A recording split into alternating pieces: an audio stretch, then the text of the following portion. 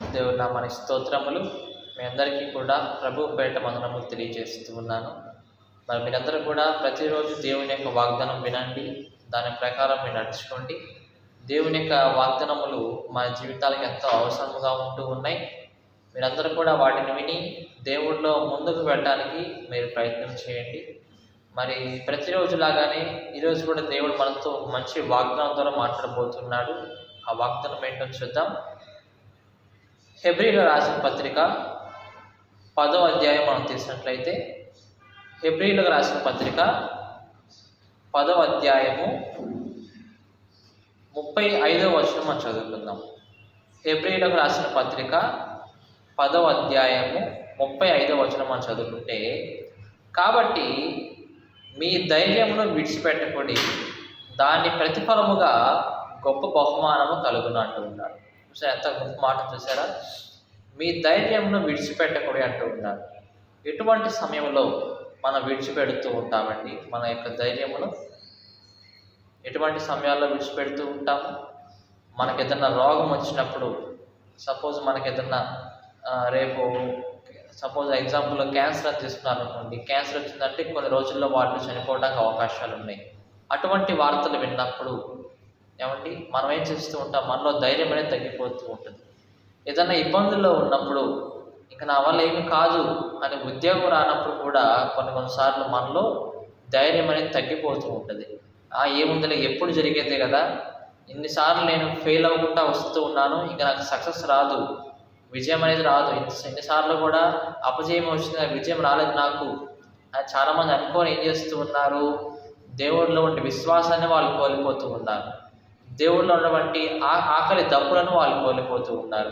కోల్పోయి ఇంకా వాక్యం లేదు, ప్రార్థన లేకుండా, ధైర్యం లేకుండా ఏం చేస్తున్నారు? వారు సాతాను యొక్క శోధనలో పడిపోయి కృంగిపోయి ఉంటూ ఉన్నారు.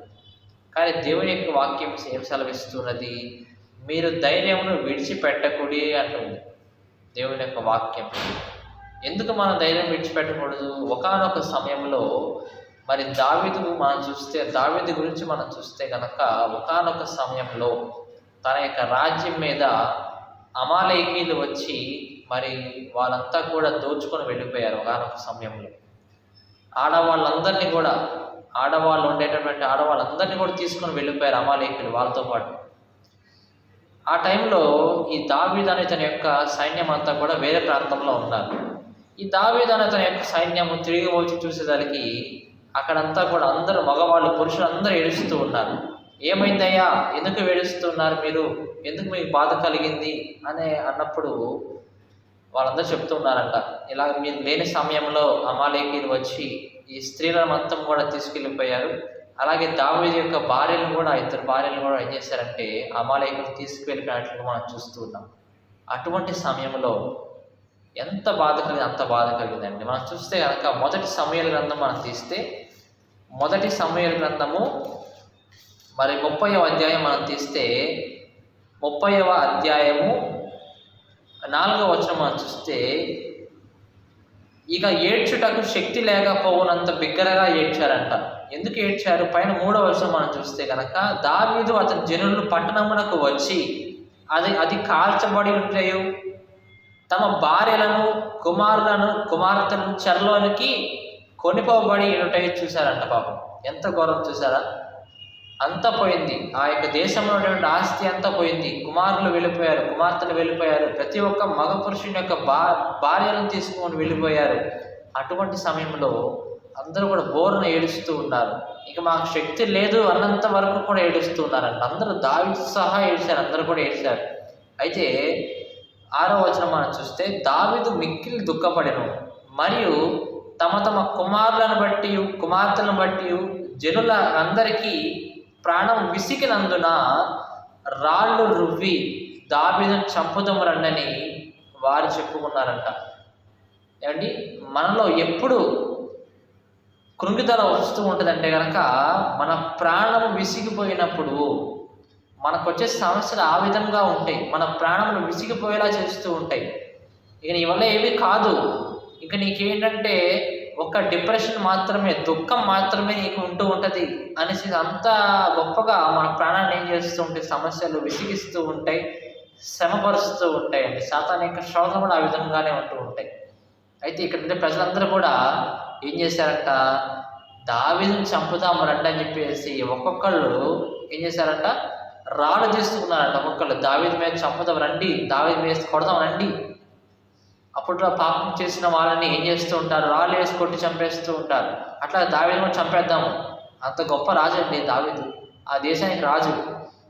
రాజు మీదే అక్కడుండే ప్రజల కోపం వచ్చిందంటే అంత గొప్పగా వాళ్ళు మనసులో హృదయంలో విసిగిపోయిండే చెప్పండి. అంత గొప్పగా విసిగిపోయింది హృదయాలు. దావీదు మీద రాళ్ళు వేద్దామని వాళ్ళు తీసుకున్నారు. అయితే ఒక గొప్ప మాట, ఒక గొప్ప పని చేశాడు దావీదు. ఏంటంటే కనుక,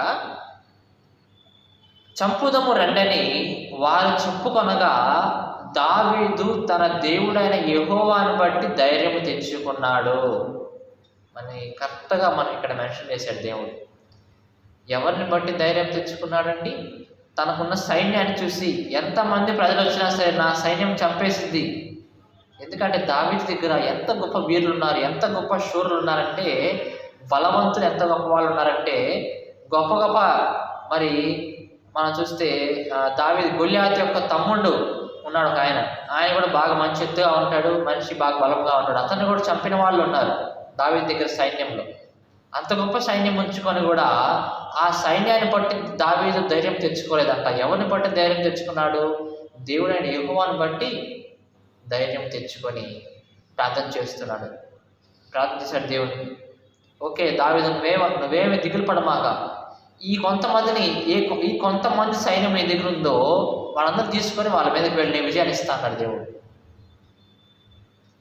ధైర్యం తెచ్చుకున్నాడు. ఒకవేళ ధైర్యం తెచ్చుకోకుండా కనుక వాళ్ళందరి చేతిలో దావీదు చనిపోయి ఉంటే కనుక ఏమండి, తర్వాత వారి యొక్క భర్తలు కానీ, పిల్లలు కానీ, కుమార్తెలు కానీ ఎవరు కూడా వచ్చేవాళ్ళు కాదండి. దావీదు గొప్పవాడు, విశ్వాసం కలిగిన వాడు కాబట్టి దేవుణ్ణి బట్టి ఆయన ధైర్యం తెచ్చుకున్నాడు. ప్రియాదేవుని బిడ్డలారా, కాబట్టి ధైర్యం తెచ్చుకున్నాడు కాబట్టి ఒక గొప్ప బహుమానం అనేది దావీదు పొందుకున్నాడు. ఎలా పొందుకున్నాడు? తను మరలా ఏవైతే కనుక అమాలేకీయులు తన యొక్క దేశంలో తీసుకుని వెళ్ళారో అవన్నీ కూడా తీసుకొని పెట్టినట్లుగా మనం చూస్తున్నాం. భార్యలను, పిల్లలను, కుమార్తెలను మరలా తెచ్చుకున్నట్లుగా మనం చూస్తున్నామండి. గొప్ప బహుమానం దేవుడు ఇచ్చాడు. ఎందుకు ఇచ్చాడు? దేవుడిని బట్టి ధైర్యము తెచ్చుకున్నాడు. ప్రియాదేవుని బిడ్డలారా, మనకు వచ్చే సమస్యలు అవేం చేస్తూ ఉంటాయి, విసిగిపోయేలా చేస్తూ ఉంటాయి. అంటే హృదయం, మనసు విసిగిపోయేలా చేస్తూ ఉంటాయి. కానీ మనం దేవుడిని బట్టి మనము ధైర్యం తెచ్చుకొని అలాగ ముందుకు వెళ్తూ ఉండాలి. అప్పుడు దేవుడు మనకి బహుమానమును ఇస్తూ ఉంటాడని చెప్పి దేవుడు ఈ వాగ్దానం ద్వారా శ్రమిస్తున్నాడు. దేవుడి వాగ్దానం దీవించి ఆశీర్వదించును గాక. ఆమేన్.